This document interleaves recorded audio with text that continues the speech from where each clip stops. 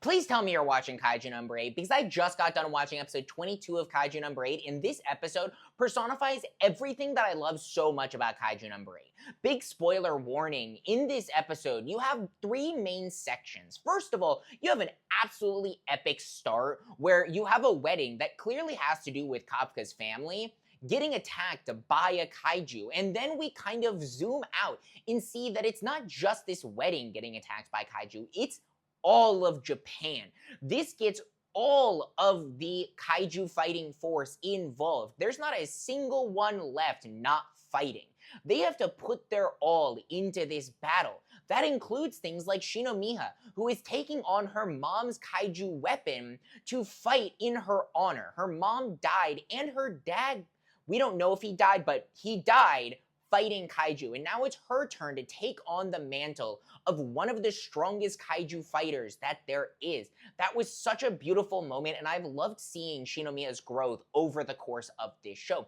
You also have moments like Vice Captain Hoshina, who is grappling with the new kaiju weapon, Kaiju number 10, the kaiju that he was responsible for defeating, or at least a big portion of defeating.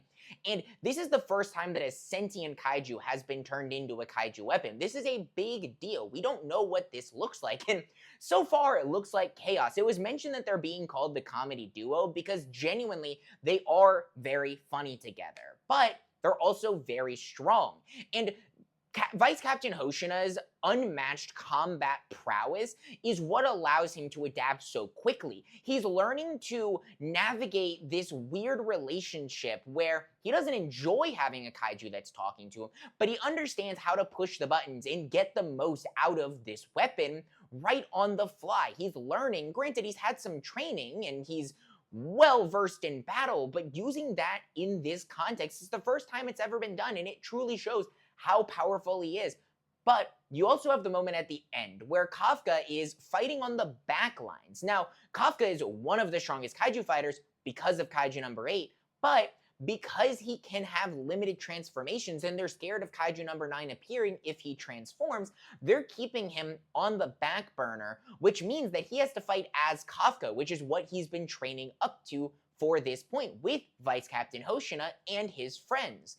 And seeing that internal struggle of there are a lot of people that are going to die if he doesn't go out on the battlefield, while also understanding the important role that he plays, it's just such a beautiful moment. And I can't wait for more, but we only have one episode left of this season that I'll be talking about next week. So that's kind of crazy.